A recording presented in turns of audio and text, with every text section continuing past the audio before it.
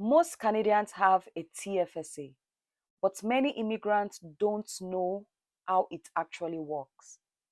So if you fall into that group, then you're missing out of one of the biggest opportunities for tax-free growth in Canada. Hello everyone, welcome to my channel. My name is Bolu Atife, and in today's video I'll be talking about the TFSA in the most simplest and clearest way possible. If you're new to Canada, you just turned 18, or you've heard about TFSA but don't fully understand it, then this video is for you. What is a TFSA? The TFSA stands for the Tax-Free Savings Account. It allows you to save and grow your money throughout your lifetime without being taxed.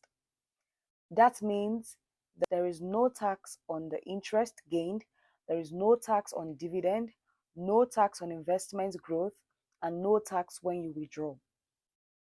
For you to open a TFSA account, you have to be an eligible individual. Who are the eligible ones? First of all, you have to be a Canadian resident. You have to have turned 18 years of age. You have to have a valid social insurance number. The TFSA allows you to build wealth throughout your lifetime without being taxed. So where can you open your TFSA? You can open it at the bank, at credit unions, or online investment platforms like Wealth Simple, Questrade, and also from insurance companies. Every year, the government gives you a new TFSA contribution room.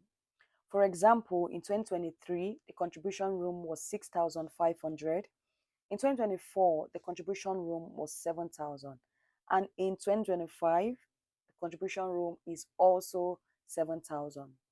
If you don't contribute the full amount in a given year, the unused contribution carries forward into future years. So you can check your personal TFSA limit from your CRA account. This is the most accurate source to confirm your contribution limit, and the CRA stands for the Canada Revenue Agency. Common TFSA mistakes. Number one is over-contributing. Putting in more than the contribution limit leads to 1% monthly penalty from the CRA. For example, if my current contribution limit is 7,000 and I contribute 7,500, I would receive a 1% penalty from the CRA for the 500 I over contributed. So for as long as the 500 stays in my TFSA, I would have a 1% monthly penalty from the CRA because I over contributed. Another common mistake is when you treat your TFSA as only a savings account.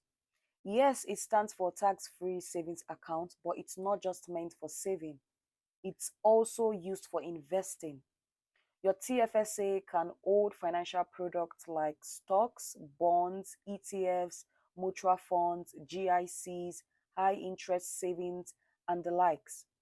Using investment is what would help your TFSA grow over time. TFSA is great for saving for a car or a house. It's great for emergency fund, for long-term investing, for building wealth over time that is tax-free, for beginners learning how to invest.